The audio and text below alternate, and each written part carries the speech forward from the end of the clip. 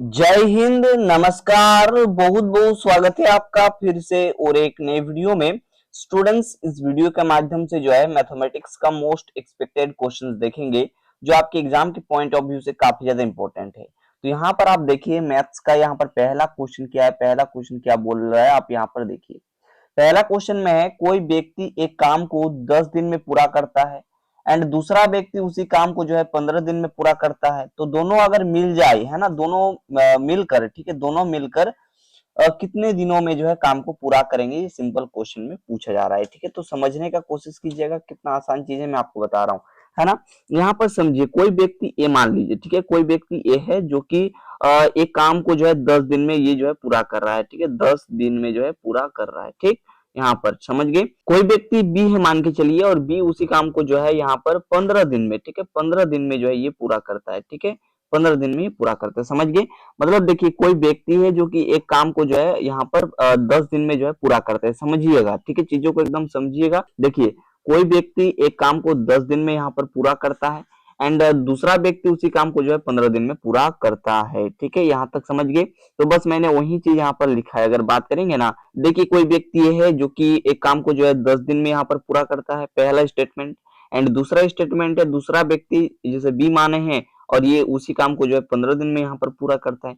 तो अब क्वेश्चन में पूछा है कि अगर दोनों मिल जाए, है ना, ए प्लस बी, यानी कि यहाँ पर दोनों मिलकर उसी काम को कितने दिन में करेंगे, ये क्वेश्चन में सिंपल पूछा गया है। आपसे बनेगा कि नहीं बनेगा, आपको एक ट्रिक हम यहाँ पर बता देते हैं, है ना। इस ट्रिक को आपको क्या करना है, याद कर लेना है। ठीक है, तो देखिए इस ट्रिक के माध्यम से सवाल बन जाएगा। यहाँ पर सवाल में रहेगा कि कोई व्यक्ति ये है जो कि ये जो है इतने दिन में काम को पूरा करता है। कोई व्यक्ति बी है, कोई व्यक्ति बी है और ये उसी काम को जो इतने दिन में पूरा करता है। कि अगर दोनों मिल करके काम करें, है ना, दोनों मिल करके काम करें तो कितने दिन में पूरा करेंगे। तो इसका सिंपल ट्रिक होता है, सबसे पहले यहाँ पर दोनों व्यक्तियों के काम को यहाँ पर सबसे पहले गुना के फॉर्म में लिख दो, ए बी, है ना, दोनों व्यक्तियों के काम का यहाँ पर गुणनफल एंड बटे में आपको करना क्या है, ए प्लस बी कर देना है, यानी कि दोनों व्यक्तियों के काम का यहाँ पर योग। ठीक है, तो बस इस ट्रिक से, इस फॉर्मूला से एक क्वेश्चन धड़ल्ले से बनेगा, आप यहाँ पर देखते रहिए। ठीक है, तो यहाँ पर आप समझिए, यहाँ पर क्या बोला गया है, दोनों मिलकर के कितने दिन में पूरा करेंगे, यानी कि यहाँ पर a प्लस बी का मान निकालना है। ठीक है, तो फॉर्मूला के अकॉर्डिंग सबसे पहले a गुना बी, तो a का मान यहाँ पर 10 है एंड b का मान यहाँ पर 15 है। ठीक है, मेरा कहने का तात्पर्य हुआ जो पहला व्यक्ति है जो कि एक काम को जो है 10 दिन में पूरा करता है ना, एंड यहाँ पर गुना करना है व्यक्ति बी, यानी कि जो दूसरा व्यक्ति है वो उसी काम को जो है 15 दिन में पूरा करते हैं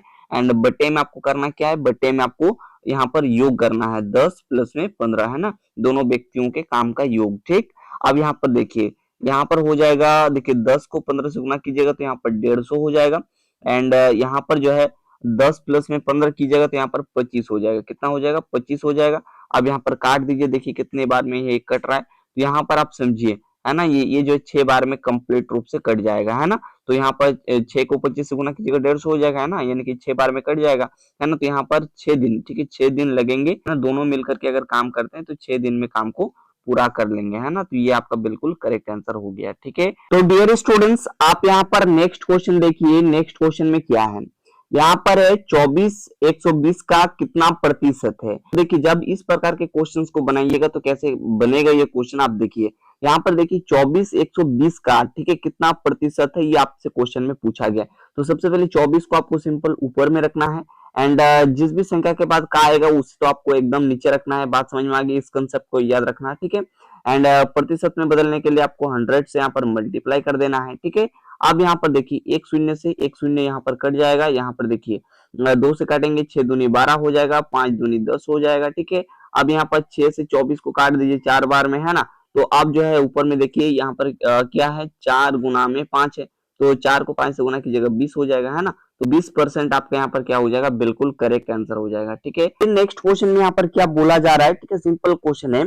यहाँ पर है 150 ग्राम 5 किलोग्राम का कितना प्रतिशत है। अब देखिए दोनों का यहाँ पर मात्रक भी अलग अलग है।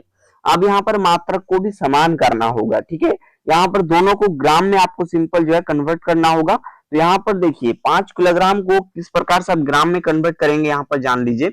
यहाँ पर देखिए सिंपल जो है 1 किलोग्राम इक्वल टू क्या होता है, सभी को पता होगा, है ना। 1 किलोग्राम इक्वल टू क्या होता है, 1000 ग्राम होता है, ये तो सभी को मालूम होना चाहिए, ठीक है। एंड यहाँ पर बात करेंगे 5 केजी का, है ना, 5 किलोग्राम की बात करेंगे, है ना। तो जब यहाँ पर जो है 5 किलोग्राम की बात करेंगे, है ना, तो यहाँ पर क्या हो जाएगा, 5 गुना में 1000 हो जाएगा, ठीक है। तो देखिए 5 के साथ जब 1000 का मल्टीप्लाई हो जाएगा तो ये 5000 हो जाएगा, 5000, है ना, जो कि ग्राम में कन्वर्ट हो गया, ठीक है। आप देखिए कितना सिंपल तरीके से ये बनेगा, है ना। तो सबसे पहले यहाँ पर देखिए 150 ग्राम 5 किलोग्राम का, ठीक है। तो 150 ग्राम को आपको ऊपर में रखना है, बटे में यहाँ पर क्या कर देना है, 5000 कर देना है, ठीक है। यहाँ पर इसे भी ग्राम में कन्वर्ट कर लिए तो 5000 आ गया। एंड गुना में यहाँ पर 100 आपको कर देना है, ठीक है। आप देखिए यहाँ पर देखिए 2 शून्य से 2 शून्य यहाँ पर कट जाएगा। अब यहाँ पर देखिए आप 1 शून्य से 1 शून्य कट जाएगा। अब जो है 5 से यहाँ पर 15 को काटिएगा 3 बार में, है ना। तो यहाँ पर कितना आ गया आप यहाँ पर समझ लीजिए, देखिए यहाँ पर आपका कितना आ गया, तो 3% आप यहाँ पर देख लीजिए, 3% आपका बिल्कुल करेक्ट आंसर हो जाएगा, है ना। 3% आपका बिल्कुल करेक्ट आंसर हो जाएगा, है ना। यानी कि यहाँ पर ऑप्शन नंबर डी आपका बिल्कुल करेक्ट होगा, ऑप्शन नंबर डी आपका बिल्कुल करेक्ट होगा डियर स्टूडेंट्स, ठीक है। यानी कि ऑप्शन नंबर यहाँ पर डी जो है बिल्कुल सही जवाब हो जाएगा, ठीक। अब इसी प्रकार से नेक्स्ट क्वेश्चन आप यहाँ पर देखिए, किसी व्यक्ति द्वारा अपनी आय का 10% शिक्षा पर, 20% भोजन पर, 40% कपड़ों पर खर्च करे, यदि उसकी बचत जो है 2700 है, तो यहाँ पर कुल, ठीक है, तो यहाँ पर कुल जो है, यहाँ पर क्या पूछा जा रहा है, कुल आय कितना है, ठीक है। यहाँ पर ये कुल है ना, तो कुल आय कितना है ये आपको बताना है, ठीक है। तो किस प्रकार से कुल आय आप निकालिएगा, ये प्रोसेस को समझिए। तो सबसे पहले यहाँ पर कुल खर्च आप निकाल लीजिए, है ना। यहाँ पर हम लोग इसको सॉल्व कर रहे हैं, ठीक है। यहाँ पर इसको यहाँ से सोल्यूशन इसका बनाने जा रहे हैं, ठीक है। तो समझने का सबसे पहले कोशिश भी आप कीजिएगा यहाँ पर, ठीक है। तो देखिए यहाँ पर सबसे पहले बात करते हैं कुल खर्च की, यहाँ पर लिखते हैं कुल खर्च, कुल खर्च। तो यहाँ पर समझिए 10% ये जो है शिक्षा पर खर्च करते हैं, ठीक है। शिक्षा पे यहाँ पर क्या करते हैं, खर्च करते हैं, ठीक।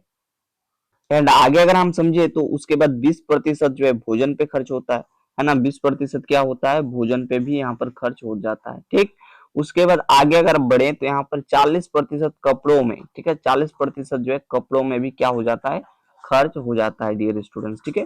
तो टोटल मिला करके यहाँ पर अगर देखेंगे तो देखिए 40 और 20 60 हो गया, 60 और 10 यहाँ पर 70 हो गया, ठीक है। तो यहाँ पर टोटल जो है 70% वे क्या कर देते हैं, खर्च कर देते हैं, है ना। तो यहाँ पर व्यक्ति का सबसे पहले कुल खर्च निकल गया, है ना। तो 70% जो है यहाँ पर खर्च कर देता है, ठीक है। इतना बात क्लियर है। अब यहाँ पर थोड़ा सा बचत की बात करेंगे, यहाँ पर बचत उनका कितना होगा, है ना। तो देखिए बचत यहाँ पर जो आपका 2700 दिया गया, तो यहाँ पर सबसे पहले परसेंट में आप देखिए बचत, है ना। तो सबसे पहले यहाँ पर बचत की बात करते हैं, बचत, है ना। तो देखिए बचत की अगर बात करेंगे, देखिए कोई भी चीज जो है अपने आप में 100% होता है, तो 100% में से आप यहाँ पर 70% को माइनस कर दीजिए, यहाँ पर आपका बचत निकल जाएगा। तो यहाँ पर 30% कहने का मतलब क्या है, 30% यहाँ पर ये बचत करता है, ठीक है, अपने आय का। यहाँ पर देख लीजिए 70% तो खर्चा हो जाता है, तो 30% वे बचाते हैं, ठीक है। इतना बात समझ में आ गया, यहाँ तक किसी को कोई दिक्कत नहीं होनी चाहिए, है ना। अब यहाँ पर क्या पूछा है कि कुल आय उसका कितना है, ठीक है। तो अब देखिए बचत यहाँ पर 30% आ गया, लेकिन 30% का मान यहाँ पर 2700 दिया गया, बचत का मान यहाँ पर कितना है 2700, यानी कि 30% का मान जो है 2700 दिया गया। यहाँ पर जब हम लोग आगे सॉल्व करेंगे तो कैसे क्या होगा, देखिए यहाँ पर आपका 30% जो है, ठीक है, 30% की अगर मान की बात करेंगे, है ना, तो 30% का जो मान है वो कितना दिया गया है ना, जो कि कितना दिया गया है यहाँ पर अगर समझे तो 30% का जो मान है वो 2700 दिया गया है, कितना 2700 यहाँ पर दिया गया है, ठीक है। यहाँ से 1% की बात कर देंगे, है ना। यहाँ से जब 1% की बात कर लेंगे, तो जब यहाँ से 1% की बात करेंगे तो यहाँ पर सिंपल हो जाएगा 2700 डिवाइडेड बाई 30, ठीक है। तो यहाँ पर आप समझिए क्या हो जाएगा, देखिए एक शून्य से एक शून्य खत्म, 3 9 27, तो यहाँ पर 90, ठीक है। तो यहाँ पर कितना आ जाएगा 90 आपका, ठीक है। यानी कि यहाँ पर लिख देते हैं 90 यहाँ पर आ गया, ठीक। 1% का मान जो है 90 आ गया। अब यहाँ पर आपको 100% का वैल्यू निकाल लेना है, ठीक है। तो यहाँ पर जब आप 100% का वैल्यू निकालिएगा, है ना, तो क्या होगा यहाँ पर आप समझिए, है ना। तो यहाँ से आप जो है 100% का मान आप यहाँ पर निकाल लीजिए, यानी कि आपका टोटल आय यहाँ से निकल जाएगा, है ना। तो यहाँ से देखिए आपका यहाँ पर 100 मल्टीप्लाई बाई कितना हो जाएगा 90, क्योंकि 1% का मान 90 है, तो 100% का मान क्या होगा 100 मल्टीप्लाई बाई 90, है ना। तो यहाँ पर जब आप गुना कीजिएगा तो यहाँ पर 9000 आ जाएगा, है ना। 9000 रुपए जो है व्यक्ति का आय है। यहाँ पर ऑप्शन नंबर आपका ए करेक्ट आंसर हो जाएगा। अगला सवाल देखिए क्या है, अगला सवाल में यहाँ पर क्या बोला जा रहा है समझिए। यहाँ पर देखिए सोहन जो है 5,000 रुपए में एक स्कूटर खरीदता है, उसकी मरम्मत पर जो है 1,000 रुपए खर्च करता है। यदि वह स्कूटर को जो है 7,200 रुपए में बेचता है तो उसका लाभ प्रतिशत निकालना है। ठीक है, तो समझिए यहाँ पर देखिए बात हो रहा है सोहन का। ठीक है, बात क्या हो रहा है सोहन का, है ना।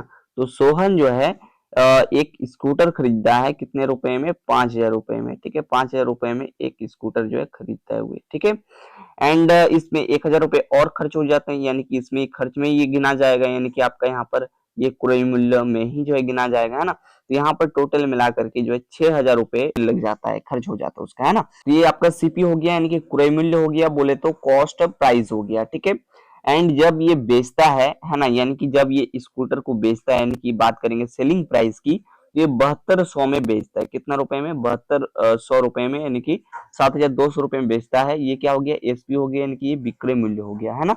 तो क्रय मूल्य में आपका यहाँ पर देख सकते हैं 6,000 है, एंड जब वो बेच रहा है तो 7,200 पे बेच रहा है।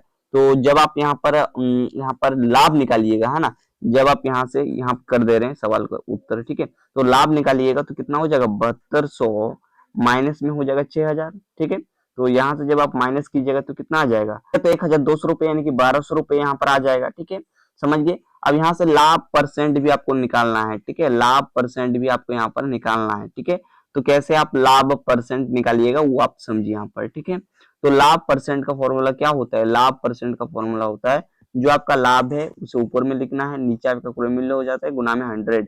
तो लाभ यहाँ पर 1,200 रुपए है तो 1,200 रुपए लिख देते हैं, एंड बट्टे में आपका क्रय मूल्य कितना है 6,000, तो यहाँ पर लिख देंगे 6,000। ठीक, गुना में 100। ठीक है, अब यहाँ पर समझिए, है ना, यहाँ पर क्या होगा देखिए, देखिए 2 शून्य से यहाँ पर 2 शून्य कट जाएगा, फिर यहाँ पर 1 शून्य से 1 शून्य कट जाएगा, फिर देखिए यहाँ पर कितना हो जाएगा 6 दूनी 12 एंड ये 0 20, है ना। तो 20% इस क्वेश्चन का बिल्कुल सही उत्तर हो जाएगा, है ना। 20% जो है इस क्वेश्चन का बिल्कुल परफेक्ट एंड करेक्ट जवाब हो जाएगा। ठीक है, तो देख लीजिए कौन सा ऑप्शन पे दिया गया, तो ऑप्शन नंबर ए आपका बिल्कुल करेक्ट है। ठीक है, तो नेक्स्ट क्वेश्चन देखिए, नेक्स्ट क्वेश्चन में क्या है, 5,000 का 20% की दर से 3 वर्ष का साधारण ब्याज ज्ञात करें, है ना। तो यहाँ पर आप समझिए ध्यान से। ठीक है, यहाँ पर जो है मूलधन आपका यहाँ पर 5,000 रुपए दिया गया है, रेट यहाँ पर 20% एंड टाइम जो है आपका 3 वर्ष। तो साधारण ब्याज आप आराम से निकाल सकते हैं। देखिए यहाँ पर लिखते हैं जो आपका मूलधन है वो कितना दिया गया है, वो है 5,000। ठीक है, मूलधन यहाँ पर जो है 5,000 रुपए जो है दिया गया है। बात करेंगे रेट का, ठीक है, बात करेंगे रेट का, तो 20% यहाँ पर रेट है, 20% यहाँ पर रेट आपका दिया गया है, समझ गए। उसके बाद यहाँ पर चर्चा करते हैं टाइम का, तो टाइम यहाँ पर 3 वर्ष यहाँ पर दिया गया है। कितना वर्ष, तो 3 वर्ष यहाँ पर दिया गया है। देन पूछा कि साधारण ब्याज, यानी कि साधारण ब्याज यानी कि एसआई आपको निकालना है। ठीक है, तो एसआई का सिंपल फॉर्मूला होता है, आप सभी जानते होंगे, नहीं जानते तो आप सभी नोट कर लीजिए, है ना। तो देखिए इसका फॉर्मूला होता है मूलधन गुना में दर, है ना, गुना में टाइम यानी कि समय, डिवाइडेड बाय 100। ठीक है, अब देखिए इसी फॉर्मूला में रख दीजिए। अब इसी फॉर्मूला पे आपको अप्लाई कर देना। देखिए यहाँ पर मूलधन आपका 5,000 रुपया है, एंड रेट आपका कितना है, 20% रेट है, एंड आपका 3 वर्ष का टाइम है, डिवाइडेड बाय 100। अब यहाँ पर आप समझिए कितना आसान हो जाएगा। देखिए यहाँ पर देखिए 2 शून्य से यहाँ पर 2 शून्य काट दीजिए, है ना।